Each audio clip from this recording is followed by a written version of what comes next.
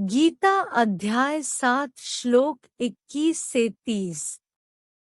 जो जो सकाम भक्त जिस जिस देवता के स्वरूप को श्रद्धा से पूजना चाहता है, उस भक्त की श्रद्धा को मैं उसी देवता के प्रति स्थिर करता हूँ।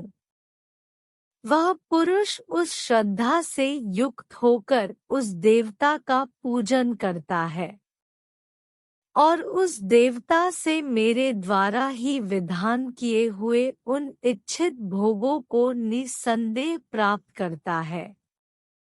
परंतु उन अल्प बुद्धि वालों का वह फल नाशवान है, तथा वे देवताओं को पूजने वाले देवताओं को प्राप्त होते हैं और मेरे भक्त चाहे जैसे ही भजे, अंत में मुझे ही प्राप्त होते हैं। बुद्धिहीन पुरुष मेरे अनुत्तम अविनाशी परम भाव को न जानते हुए मन इंद्रियों से परे मुझ सच्चिदानंद परमात्मा को मनुष्य की भांति जानकर व्यक्ति के भाव को प्राप्त हुआ मानते हैं। अपनी योग माया से छिपा हुआ मैं सबके प्रत्यक्ष नहीं होता, इसलिए यह अज्ञानी जन समुदाय मुझ जन्म रहित अविनाशी परमात्मा को तत्व से नहीं जानता है, अर्थात मुझको जन्मने मरने वाला समझता है।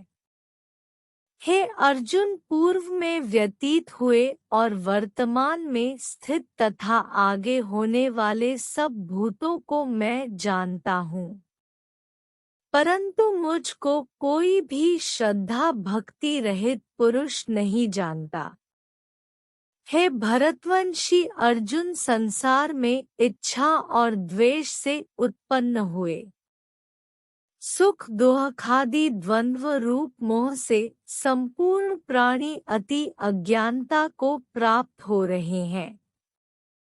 निष्काम भाव से श्रेष्ठ कर्मों का आचरण करने वाले जिन पुरुषों का पाप नष्ट हो गया है, वे राग और द्वेष से मुक्त और दृढ़ निश्चय वाले पुरुष मुझको भजते हैं।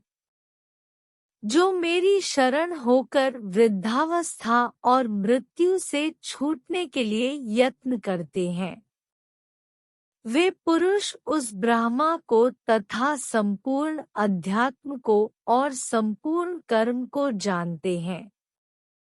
जो पुरुष अधिभूत और अधिदैव के सहित तथा अधियज्ञ के सहित मुझे अंतकाल में भी जानते हैं, वे युक्त चित्त वाले पुरुष मुझको ही जानते हैं, अर्थात मुझको ही प्राप्त होते हैं। इस प्रकार उपनिषद, ब्रह्म विद्या तथा योग शास्त्र स्वरूप श्रीमद् भगवद गीता में श्री कृष्ण तथा अर्जुन के संवाद में ज्ञान वियोग नामक 7वां अध्याय संपूर्ण होता है।